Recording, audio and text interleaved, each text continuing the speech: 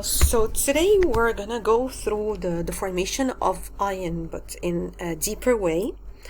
So before we start, let's get back to our FET simulation, and this simulation we have used it before in another video, and of course you can use this FET simulation to study this topic.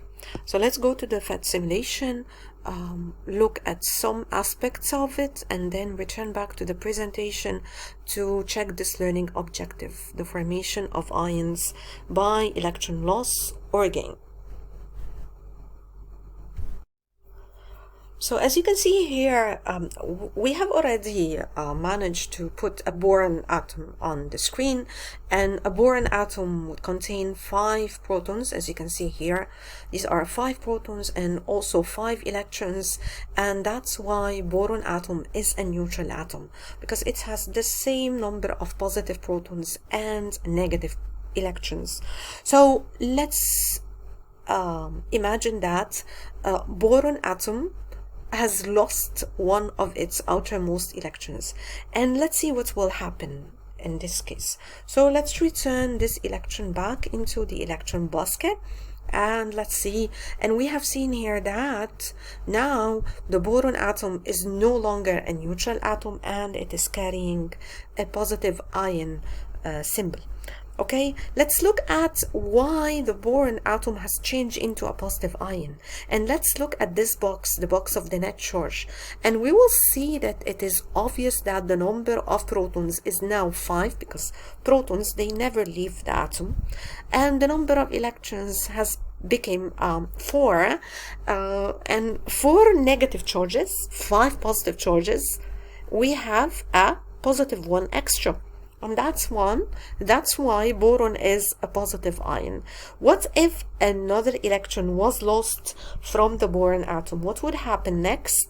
And what would happen next is that boron will stay a positive ion, but the net charge will change from positive 1 into positive 2. So as the atom loses electrons, and the charge will become positive and will increase also by the loss of more electrons, and the electrons that are allowed to get lost from a certain atom are only the electrons of the outermost shell. So that's why when boron loses all of its electrons, the electrons in the outermost shell, the one we call them valence electrons, and boron will change into a positive 3 ions, and this is how boron gets into the chemical reaction, gets into the formation of a certain ionic compound. It loses these 3 electrons from its valence or from its outermost shell.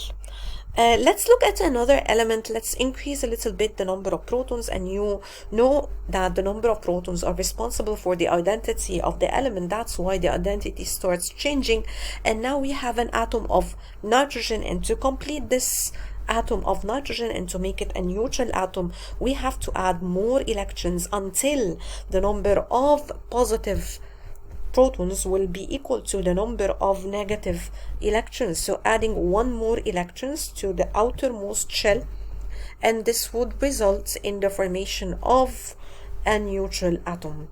So I don't know why this electron is refusing to get added. Let's wait and let's try another time.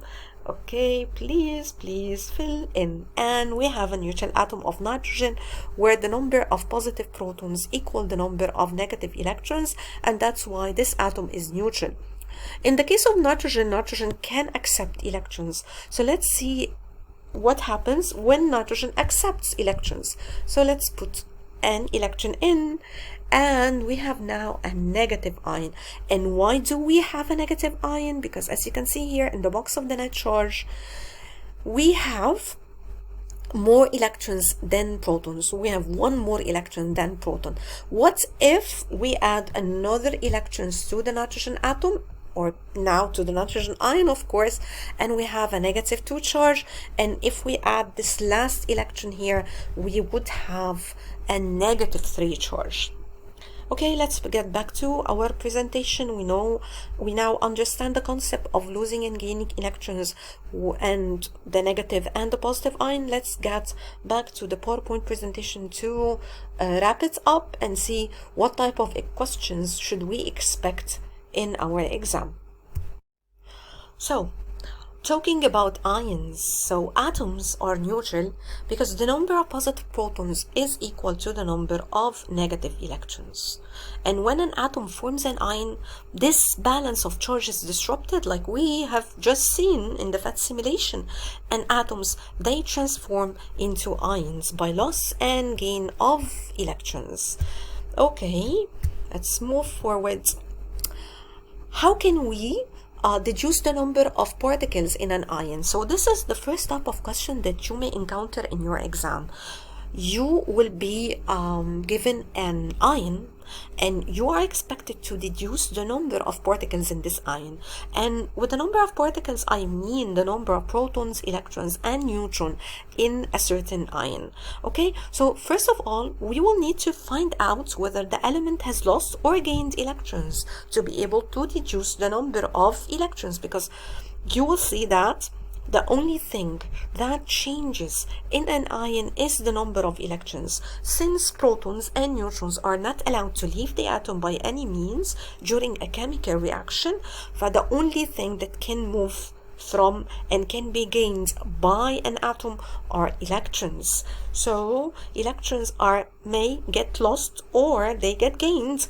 Okay, so how can we know that an element has lost or gained electrons? So we should look at the charge carried. So if the charge is negative, this means that we have more electrons than proton. This means that the atom, of course, has gained electrons. Even if it is positive, then the atom has lost electrons and the number of proton is exceeding the number of electrons. So the number written next to the charge will indicate the number of electrons transferred. So let's look at this example here. So if we get this element notation and we see that we're getting the atomic number and the mass number written next to the element, and also on the right side we have a negative sign and a number which is 1 in this case.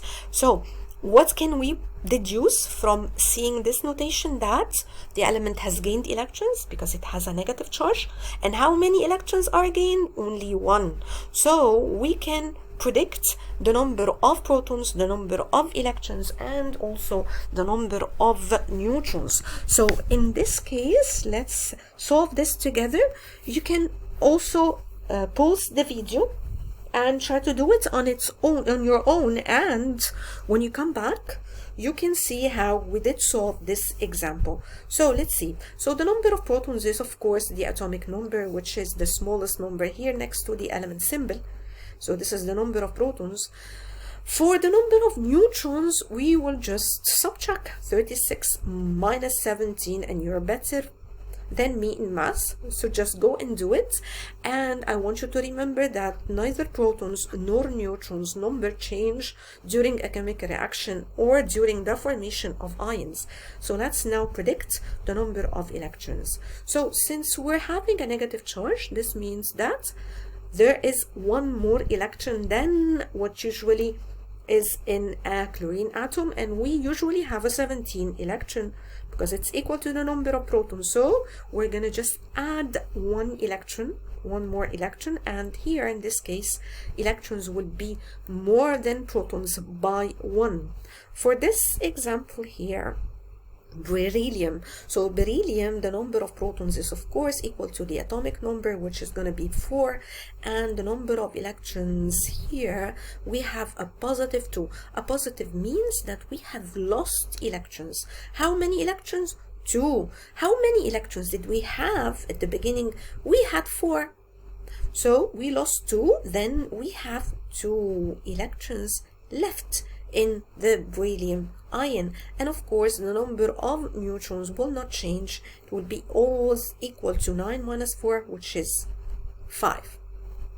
So this is the first type of question that you might expect in your exam, and this is the rule to do this or to solve it, which is for a positive ion you can subtract the charge from the original number of electrons because electrons are lost from the atom, and for a negative ion you have to add the charge to the number of electrons of the atom. So in beryllium here the number is going to be 4 minus 1 minus 2, and it will be 2, and for oxygen here the number of electrons will be 8 plus 2, which is 10. Let's try to do this together, but first of all try to do it on your own and then return back, pause the video, return back, and you will see the answers. And we're back, and let's solve this together. So here we don't have any charge next to the element symbol, which means that this is a neutral atom. So a neutral atom means that the number of protons will be equal to the number of electrons. How to get the number of protons? From the atomic number here. So this is going to be 5, and of course since it's neutral the number of electrons will be also 5. For the number of neutrons we will just subtract 11 minus 5 and we're going to get a 6, and of course the atomic number will be a 5 and the mass number will be 11. For the second example here, aluminum is carrying a charge of positive 3. So positive 3, a positive means we have lost electrons, and 3 means we have lost 3 electrons. So the number of protons is 13. The original number of electrons in the neutral atom was also 13, but since we have lost 3 electrons, then the number of electrons will be only 10. For the number of neutrons, just a quick subtraction, and 27 minus 13, that would be equal to 14. Atomic number and mass number will never change, they will be always 13 and 27. Here selenium carries a negative charge, a negative 2 charge, which means that we have gained electrons. How many? Only 2. So we had 34 protons in the neutral atom and we had also 34 electrons.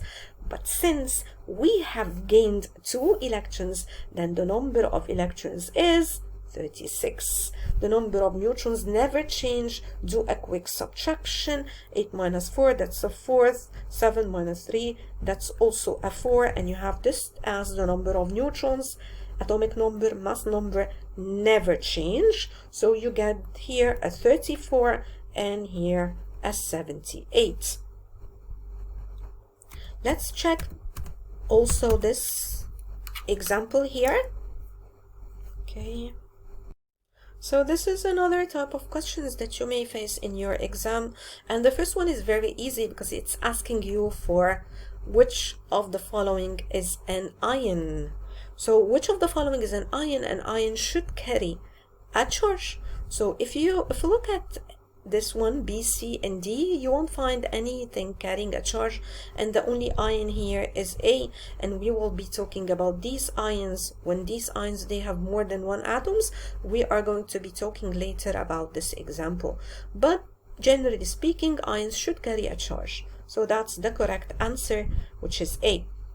So for this question, how many protons and electrons are present in one calcium ion?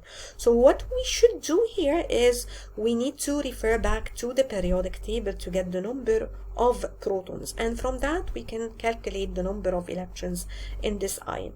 So if you get back to the periodic table, you will find that calcium has 20 protons. Okay, and since it carries here a positive 2 charge, this means that calcium has lost 2 electrons. So originally calcium had 20 electrons, losing 2 of them. This means that calcium now is carrying a positive 2 charge, and of course this is going to be the answer, which is 20 protons, 18 electrons. Now he's asking me about oxygen. How many protons and electrons are present in one oxygen -2 ion, which is called the oxide ion? So in oxide ions, okay, we have gained 2 electrons. Referring back to the periodic table, we will find that oxygen originally as a neutral atom had 8 protons and 8 electrons.